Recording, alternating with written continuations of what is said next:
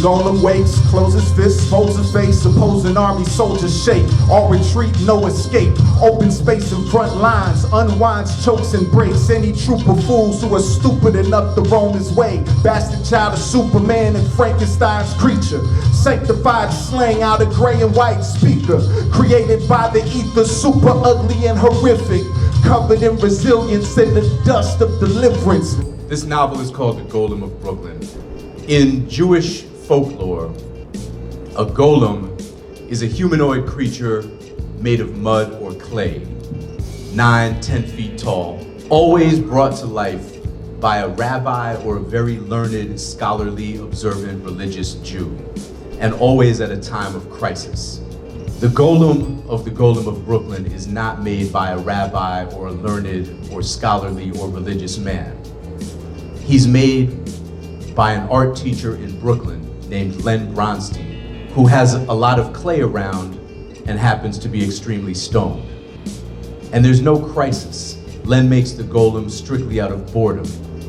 So the golem immediately starts screaming at Len in Yiddish, which is a language Len does not speak, and trashing his apartment.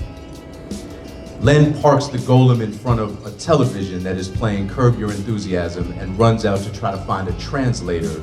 The only person that he knows for sure in his neighborhood who he's ever seen speak Yiddish is this woman who works at a bodega. I needed some third character from whose point of view to tell this chapter.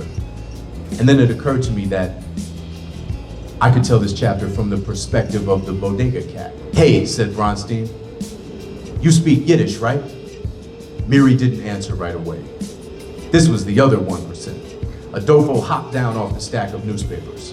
"Sorry, I was in here one time and these two Hasidic kids tried to buy cigarettes and you I don't know because I don't speak Yiddish, but it seemed like you cursed them out or something and you definitely didn't sell to them and they fucking took off running practically."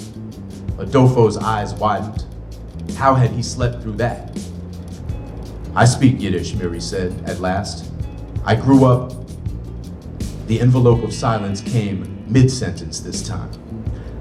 "I speak Yiddish," she finished. "Cool, cool," said Bronstein, as if she'd asked him to reverse describe himself in 2 words. As soon as the book was finished, I started thinking about what kind of a musical collaboration this book could involve or entail. I had been tracking Defcee's progress and evolution as an MC pretty carefully. I sent him a DM like, "Yo, I just wrote this book and maybe you want to check it out and think about whether it might inspire you to want to do any music." And he hit me up like 36 hours later, having read the book, and he was like, "I want to do an entire album." It somehow addressed all of these different complex things about what it's like to be a white Jewish millennial in the United States. The golem blinked and looked at his makers, who shuddered at his movement and didn't feel any safer, until its slow tongue slung Yiddish in their direction.